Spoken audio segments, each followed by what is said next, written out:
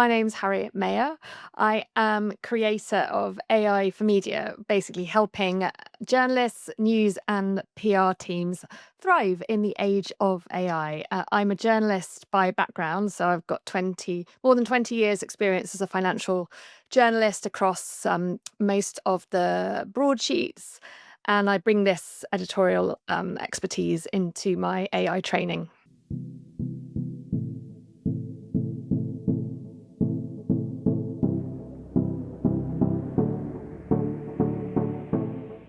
I think it's just generally the sort of editorial integrity and that these names convey trust, and more importantly, they reflect the kind of editorial environments where accuracy and audience trust are really paramount. Precisely the challenges that journalism is facing with AI. So when I work with these teams, my background in financial journalism is really what brings me credibility and their kind of engagement as a rather than kind of like a techie person. I'm somebody who spans both I have a deep understanding of the world of media, and I bring that to the table, and I understand the fears around AI as well, and that's why sort of AI training my AI training places a lot of emphasis as well on compliance, ethics, and protecting brand reputation.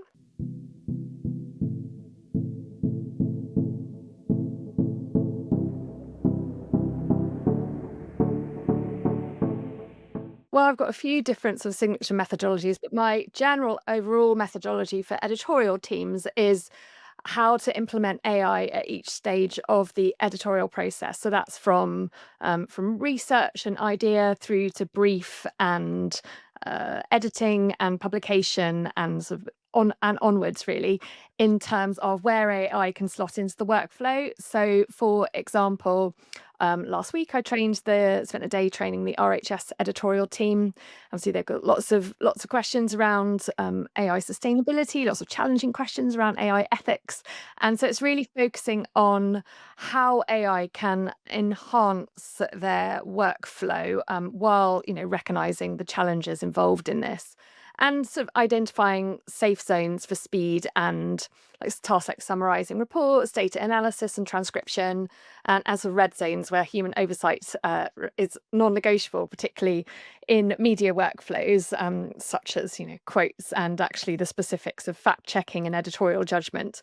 I also, again, last week, a PR team, Tangerine Communications in Manchester. I went to Manchester and I trained them for a day, and that was very much focused on actually sort of amplifying their work. So campaign focused, amplifying the campaigns that they're currently working on, like how and building on those ideas that they already have, and also sort of agentic workflows that specifically around like picking pain points in their workflows and focusing on building an agent that can help them do those tasks, those repetitive tasks, and really so they can focus on the creative work. And I have a proprietary kind of framework in that is at the center of my editorial approach, which I call load, because it's really like loading the AI with the right information. So it's like defining, it's around language tasks, is defining the task, summarizing or analyzing or challenges that they're trying to tackle, the output, so specify the format, the authority, so the voice or perspective they're looking at it from, and then the data, so it's grounding AI in the real material. So that's my sort of framework that I bring. So it's not about perfect prompts, it's about a structured way of thinking that can reveal kind of blind spots and enhance what they do. So it's a really useful editorial tool.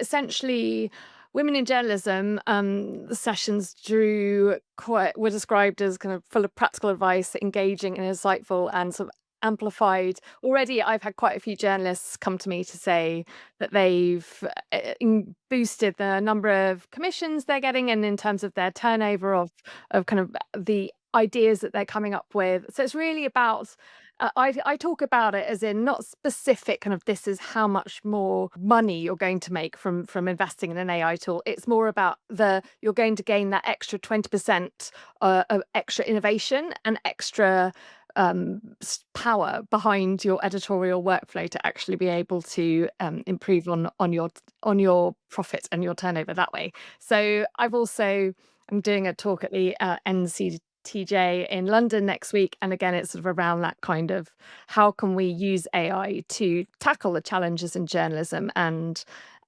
make it a success. And I do think that it requires quite a strategic overall industry-wide effort, I would say, about putting transparency and editorial integrity sort of front and center. And it's sharper ideas, cleaner research, quicker drafting, more strategic pitching that I really focus on. It's that extra 20 to 30% that they can get.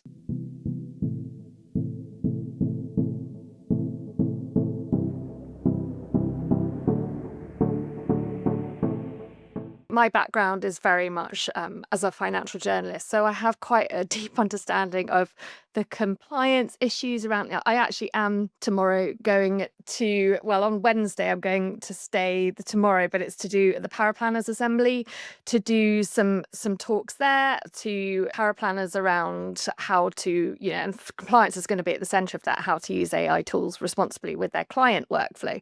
So that sort of brings in my financial journalism background. It's not media focused, but it's very much finance focused. So again, it's around compliance, trust, accuracy. It's all the same sorts of the focus of my actual AI training work. And I feel like it stands apart because it's built by a financial journalist rather than a technologist or and it's coming from a background with a deep understanding of that world. So it's really rooted, and it's not rooted in code or hype. It's rooted in practical language and how you can use that in a pragmatic and kind of skeptical way, where you should to work faster and think deeper without losing your editorial voice.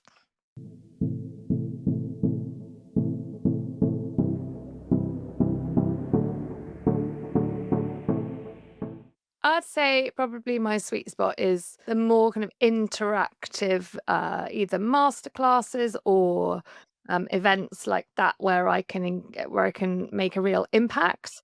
And yeah, I mean, I'm doing all sorts of things, but really it's large enough for the energy, but it's small enough for proper discussion and interaction. So it's great. So there's the right size for sparking conversations, but I can actually also demonstrate how I could do the practical side of how AI actually fits into their work. So, the odd demo and actually live session with realistic use cases is where I really feel that has the greatest impact.